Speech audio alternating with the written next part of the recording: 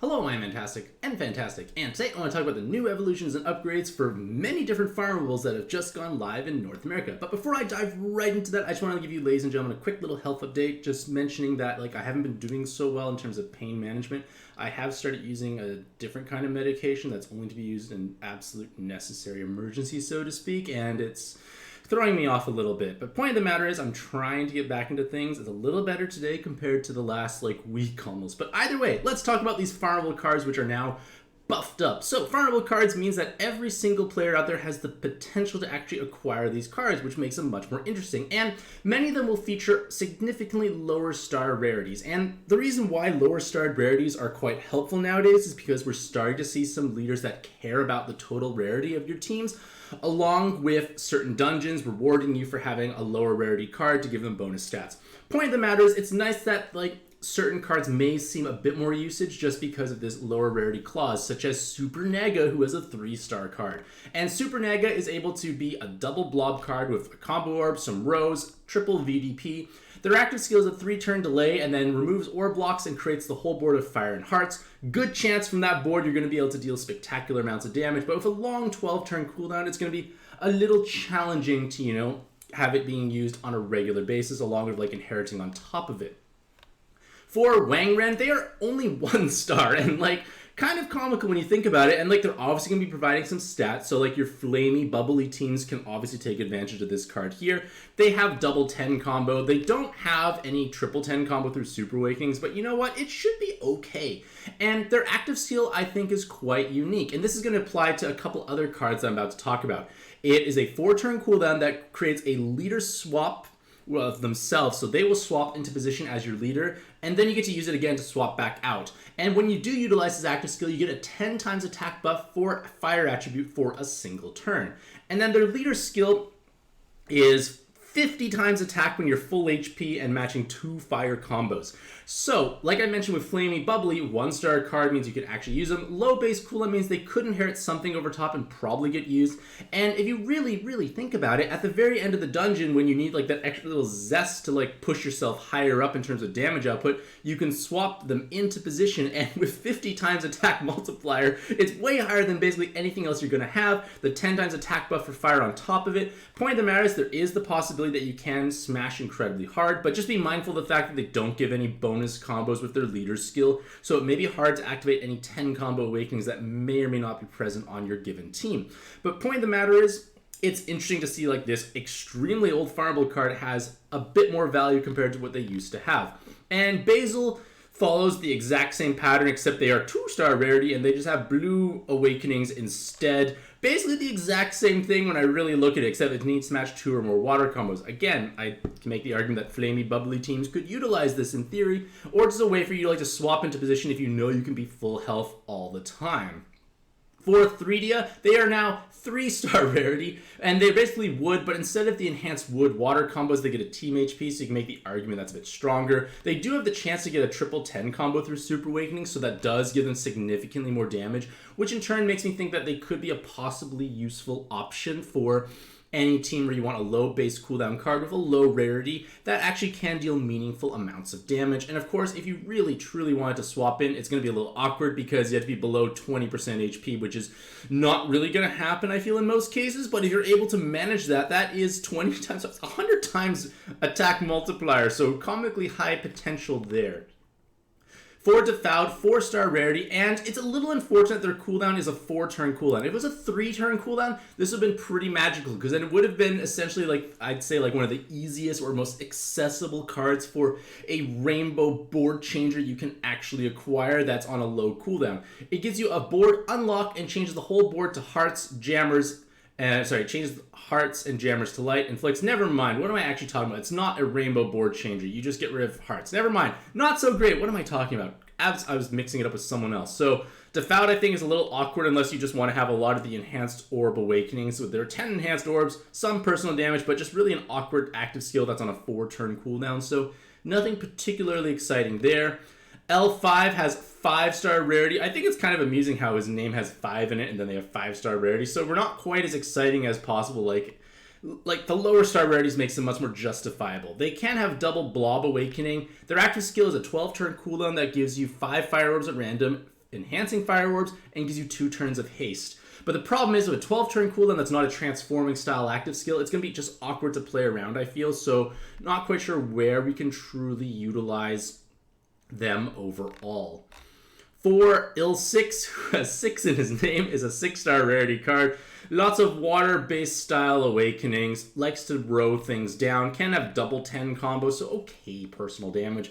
On a 6-turn cooldown, you remove orb blocks, create 6 water and 6 hearts at random, and then you lock the hearts and water orbs, and you add 6 combos for 1 turn. I feel like it's more so for the niche usage of +6 combos. There are definitely instances where like we have like short dungeons with like say guaranteed spawns with like high combo count thresholds that you need to, overcome or problems arise. Maybe Il6 can be useful in that aspect because it's +6 combos.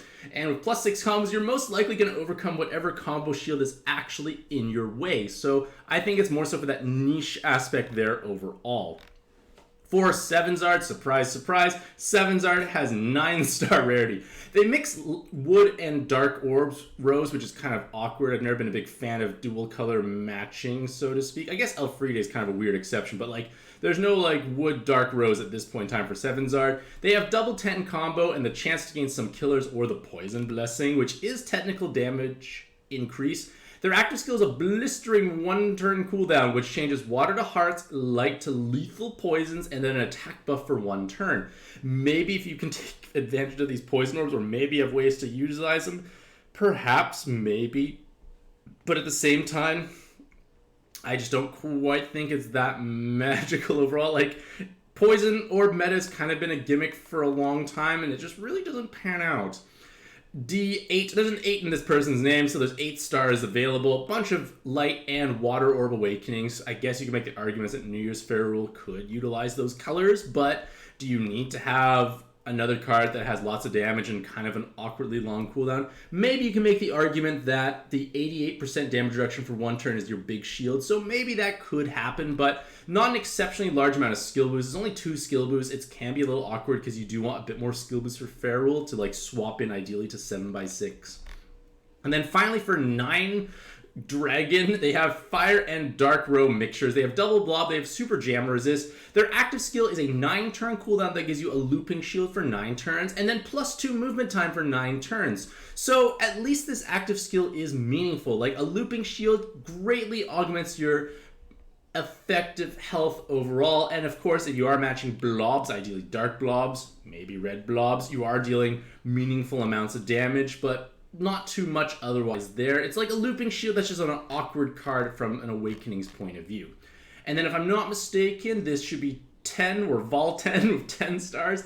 A bunch of enhanced fire orbs, triple 10 combo, an active skill on a 2-turn cooldown, and in theory, this leader skill, because it is a leader swapping active skill, you are able to have, if you can match 3 or more fire combos, you are able to tap into their 30 times attack multiplier. But I guess the main cool aspect is you're able to survive when HP is resolved to 0. So if there's like, say, a single large execute hit that you know is happening, you swap into position, you survive the execute, eventually you swap back out. Like, maybe some weird shenanigans could be done of this, but like, I don't know. It's it's cool that this exists. I guess I just want to say.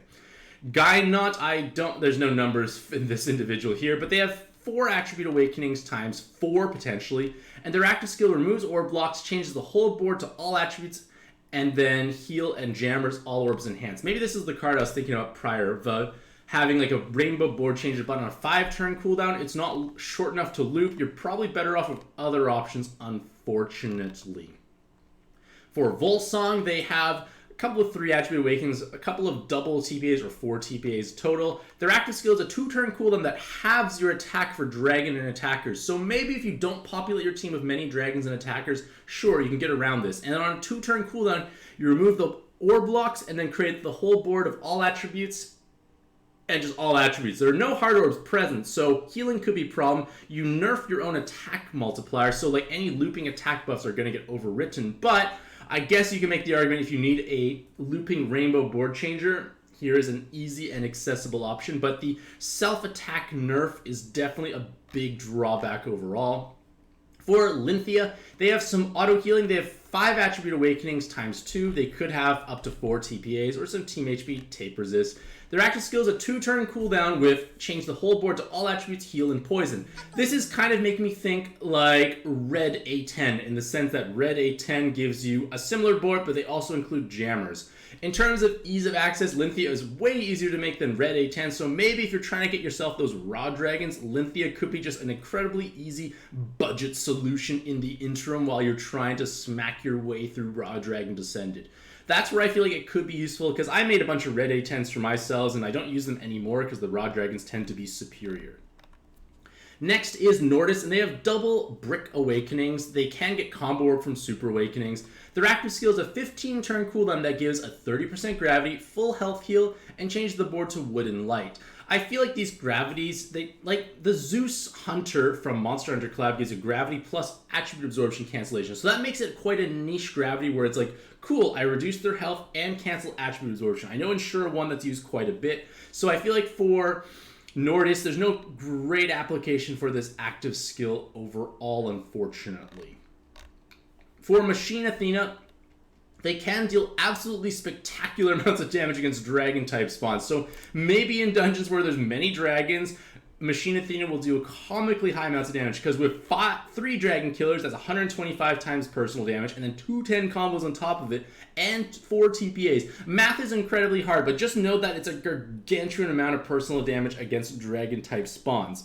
And then on a 7-turn cooldown, you remove orb blocks, change all orbs to Wood, Light, and Hearts, 1 turn of haste, and all orbs enhanced. When you think about it, a tri-elemental board changer on this low of a cooldown is actually pretty good, but yes, I say it's on a lower cooldown, but it's on alongside in the grand scheme of things. Not short enough to system or loop. Maybe if you have like a haste system, maybe you could do some cool things. Maybe, I'm not sure. But point of the matter is, dragon-type spawns should be afraid of Machine Athena. And that's all the major notable buffs that have gone out for these farmable cards. So, obviously, some of these cards have much lower rarities than what we're used to, so for those low rarity teams, it does give them a bit of an edge. But remember, these cards are all farmable, so just because they don't necessarily get the greatest or more magical buffs you could imagine, it's still nice to have at least, you know, just the option of utilizing these cards. Now, that being said, let me know what you, ladies and gentlemen, think about these cards in the comment section down below. Do you think any of these cards are worth pursuing and making? And if you did actually make and possibly utilize them, let me know how so. Either way, hopefully you all have a truly fantastic day. I wish you all the best luck in your own pad adventures, and happy puzzling!